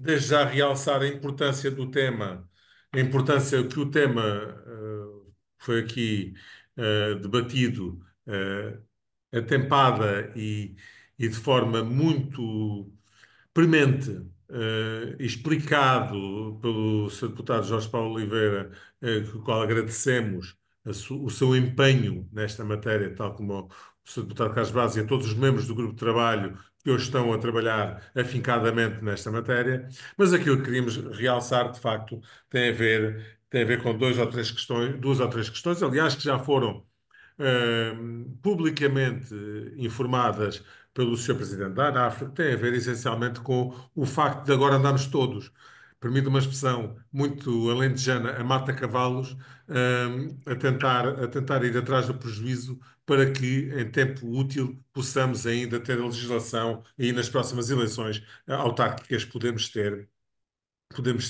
as soluções que foram preconizadas pela Lei 39 de 2021, peço desculpa. A questão que se coloca e agradecer o convite e desde já endereçar os cumprimentos em nome da Associação Nacional de Freguesias a todos os membros aqui presentes e deixar também, o meu nome pessoal, aqui uma declaração de interesses. Eu estou presidente de uma junta de freguesia, de uma união de freguesias, no Alentejo. Não é a maior freguesia do país, porque temos aqui o nosso vizinho de Alcácer do Sal, eu estou em Montemor Novo, mas é a terceira maior freguesia do país em território, são 419 quilómetros quadrados. Temos cerca de 92 associações sem fins lucrativos. Temos 5 cemitérios, escolas, temos mais de uma população escolar do primeiro ciclo a rondar as 1000 crianças numa freguesia eminentemente rural e em que o orçamento é muito abaixo do que aqueles que são os orçamentos dos grandes municípios, como são Lisboa ou como são o Porto. E esta é a questão do grande problema que a Lei 11A/2013 teve dele logo de início. Foi a regra e o esquadro ter criado estas uniões apenas e só para cumprir calendário e para responder àquilo que a Troika entendia que era mais premente. E não nos parece a nós, não nos pareceu a nós, aliás, a ANAFRE sempre teve contra a forma como a Lei 11A/2013 foi feita, foi elaborada, foi debatida, sempre demonstrou essa posição, tal como agora também não preconiza, peço desculpa, a dislexia, não preconiza o mesmo entendimento que a Comissão e que o Grupo de Trabalho e que a própria Assembleia da República tem vindo a preconizar no âmbito do início do procedimento, aliás, que o próprio Tribunal Constitucional, a propósito dos referendos que foram realizados, entendeu que o início do procedimento ter-se-ia que ter em linha de conta como sendo o início do processo na Junta de Freguesia e o pedido do referendo pela Assembleia de Freguesia. E, portanto, esse foi um dos pressupostos do próprio Tribunal Constitucional nessa matéria que levou a que os referendos tivessem sido feitos, muitos deles já em março de 2023, muito após o deadline de 2022. E, portanto, como o início do processo na Assembleia de Freguesia, eu não posso entender que se entenda como o início do processo aquilo que é designado o fim do processo, que é a parte da entrada na Assembleia da República. Mas ainda de lamentar, e a ANAF não pode deixar de lamentar, que o anterior mandato legislativo tenha permitam a expressão, tenha empurrado um pouco com a barriga a situação que podia ter sido resolvida atempadamente no anterior mandato legislativo. Aliás, publicamente, o Sr. Presidente da ANAF já fez essas declarações no Portugal em Direto, na Antena 1, e que lamentou, de facto, essa situação. É que já podíamos ter isto facilmente resolvido e facilmente tratado para que os seus deputados agora e pudessem ter já resolvido esta situação para que, atempadamente, sem qualquer pressa, pudéssemos dar o fogo à peça nas eleições autárquicas do próximo ano. A verdade, porém, é que reconhecemos e temos acompanhado também, e não acompanhamos mais, porque também não somos chamados mais vezes, de que não o Grupo de Trabalho, na Comissão Parlamentar, a Comissão do Poder Local, para também nos pronunciarmos sobre estas matérias, mas sempre que nos somos chamados, sempre nos pronunciado e temos tentado contribuir sempre que possível para o aligerar e a tentativa de responder às necessidades das freguesias e todas as freguesias possam ter levado a cabo. De realçar aqui duas questões que foram aqui levantadas por vários intervenientes, mereceu a máxima atenção. A Lei 39 de 2021 surgiu do âmbito de uma negociação que foi levada a cabo, entretanto, pelo próprio Governo, pela Associação Nacional de Freguesias, em que foi chamada também a intervir a Associação Nacional de Municípios. Não me recordo, sinceramente, se a ANAM se pronunciou sobre a proposta de lei que levou à Lei 39 de 2021, mas, de facto, aquilo que foi a nossa proposta da ANAF não foi aquilo que resultou depois no artigo 25. Mas agora é esta que está. E é com esta que nós temos que ter em consideração e temos que levar a bom fim. E levar a bom fim é tentar, com estas normas, repor o máximo de freguesias possível e aguardaremos, com o devido respeito, impacientemente os resultados da primeira semana de dezembro para que possamos também nós pronunciarmos depois mais em concreto sobre a realidade. Eu também, de nome da Declaração de Interesses, a minha freguesia, não por unanimidade, mas por larga maioria, também a Assembleia de Freguesia propôs a reposição das freguesias anteriores e na Assembleia Municipal, também por larga maioria, foi aprovada essa proposta. Não houve unanimidade, mas os unanimismos em democracia nem sempre são saudáveis. Nós temos que, muitas vezes, trabalhar com as maiorias e as maiorias também fazem parte da democracia e é essas que temos que respeitar acima de tudo. Um bem-aja à ANAM, um reiterar do agradecimento pelo convite e cá estaremos sempre que necessário para contribuir também para o aprofundamento das questões que entenderem por necessário. Disse. Muito obrigado, António Danado, pelo contributo e pela adesão que desde a primeira hora a ANAF teve em participar nesta iniciativa e associar-se a esta iniciativa. Deixava também um agradecimento ainda, que não o fiz há pouco, ao nosso moderador, ao Dr. Manuel Ferreira Ramos, que é presidente do Centro de Valorização dos Eleitos Locais, portanto uma pessoa muito ligada à valorização dos eleitos locais, uma das pedras de toque da ANAM. Dava agora a palavra para encerrar então ao Presidente Albino Almeida da ANAM, se faz favor. Eu queria agradecer, estive aqui com toda a atenção, que me permitiu o meu antihistamínico seguir isto sem adormecer, naqueles momentos em que o antihistamínico faz mesmo com que a gente perca o sentido das coisas. Peço desculpa por isso, se alguma vez aconteceu, tentei que não acontecesse. Eu tenho para mim que, quando a Troika cá chegou, percebeu que havia duas autarquias na Constituição.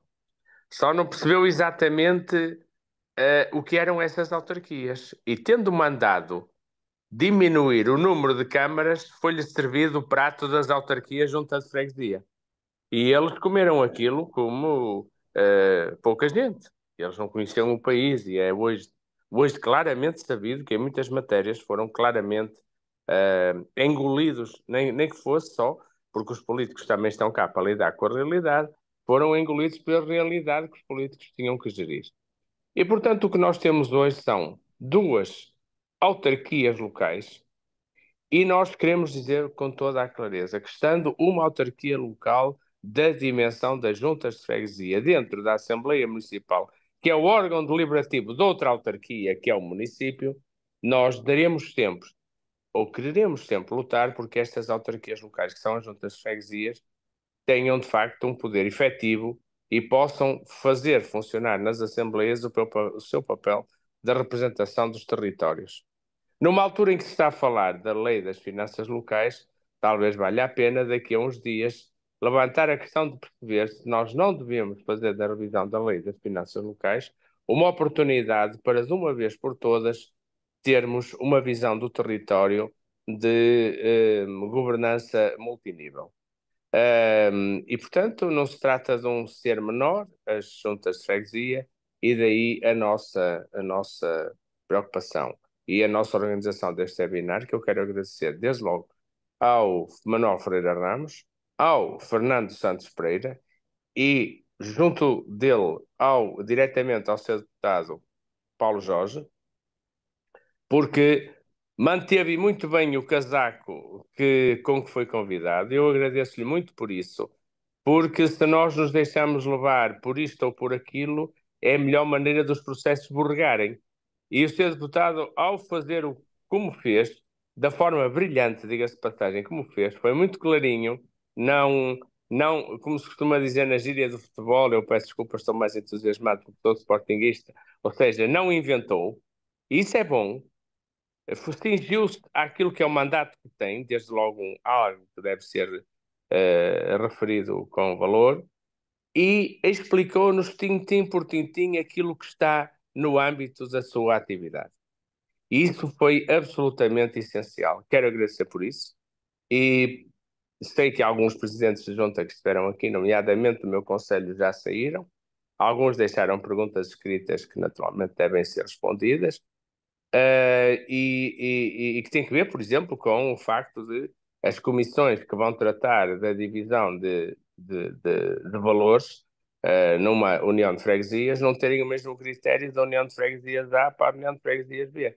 Mas eu aqui, para terminar, citaria parte de uma conversa que tive ontem com o Presidente da República. Eu acho que a democracia tem esta coisa fantástica.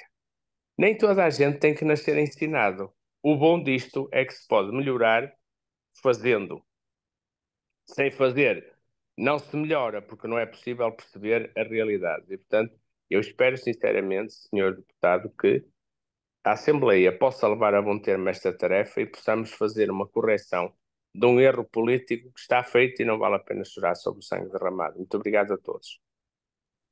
Então, só para terminar, muito obrigado a todos. Já tenho aqui a documentação que me foi entregue pelo deputado Jorge Paulo Oliveira. Muito Vou obrigado por isso. para a ANAPFRE, vai estar disponível no site da ANAM. Vamos remeter para quem desejar e estiver aqui a assistir, poderá pedir. Iremos remeter para todos os que tiverem ou que gostarem de ver.